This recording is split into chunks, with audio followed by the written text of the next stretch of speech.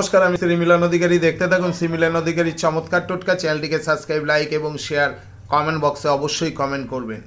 আপনার বাড়িতে যখন দাম্পত্য জীবনে অশান্তি সৃষ্টি হচ্ছে, কি আপনার পারিবারিক শত্রুতা বৃদ্ধি পাচ্ছে, কি আপনার ভাই ভাইয়ের শত্রুতা বৃদ্ধি পাচ্ছে, কিংবা আপনি শত্রুর জ্বালায় চলতে পারছেন না, অর্থ সংকট, বাড়িতে নেগেটিভ এনার্জিতে প্রবেশ করে গেছে, কেউ কারুর সাথে মিল থাকছে না, সেই সময়কালে এই ছোট্ট উপায়টি করবেন।